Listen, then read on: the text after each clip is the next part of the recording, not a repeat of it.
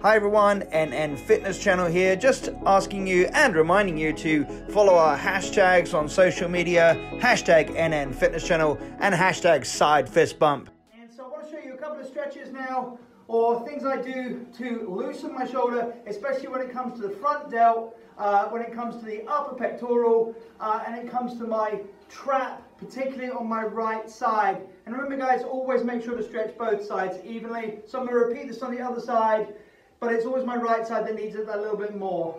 So the first one I'm going to do guys is simply put my hand on the cage here. You can do this on a wall, that's absolutely fine. Just put your hand flat on the wall. And what you really want is your hand pointed on the same line as the shoulder. So if my shoulder's here, I want my hand here for this first one. And then I'm simply going to keep my elbow up. This is what most people do wrong with this one. They'll drop their elbow down. Want to lift the elbow up.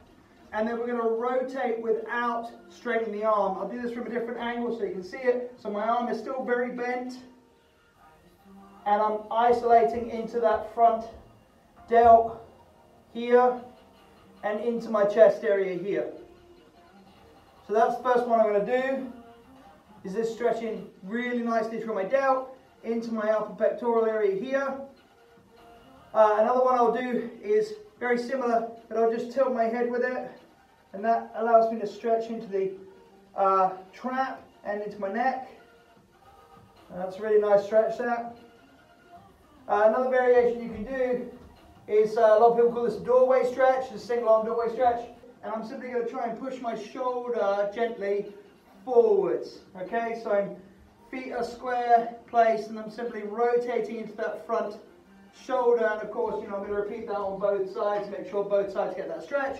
I sometimes find a little bit lower helps, so I'm going to put my hand down low this time, and then I'm going to straighten my arm, so my arm is actually straight on this one, and then push my front delt slightly forward, and I can feel a really nice stretch right through the delt there.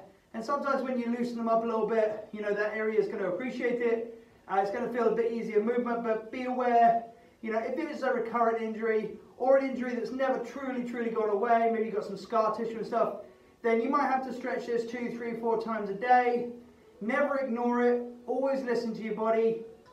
Somebody asked me the other day, should you warm up? There's lots of scientific facts about not warming up. Guys, it's like you wouldn't get in your car and then drive it like a rally car driver the second it started, okay? For me, a little bit of loosening, not overstretching. You don't want to get overly mobile and flexible before a workout, but you just want to let your body know that it's about to do activity. So,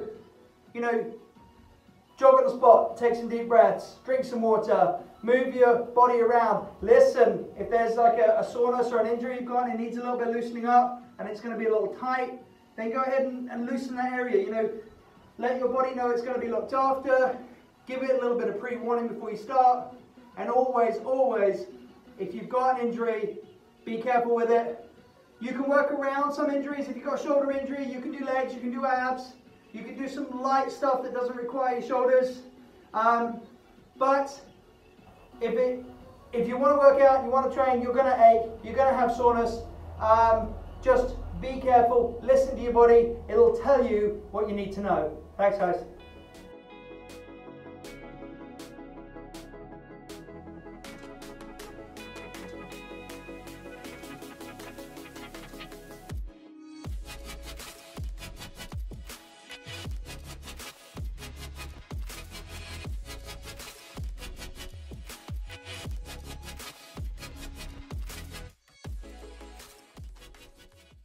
Hey guys, if you're doing any exercise, something that's important, especially when it's both sides at the same time, is that you've got a symmetry to what you're actually doing.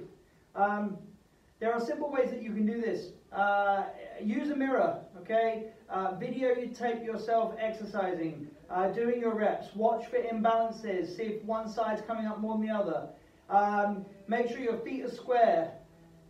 Make sure that your body is in alignment. Make sure you're not doing more reps on one side than the other.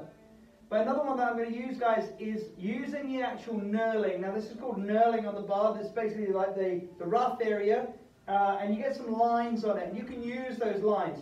So if I look at my bar here, first of all, I can check whether it's of the same amount on either side. I can make sure I'm standing in the dead center of it.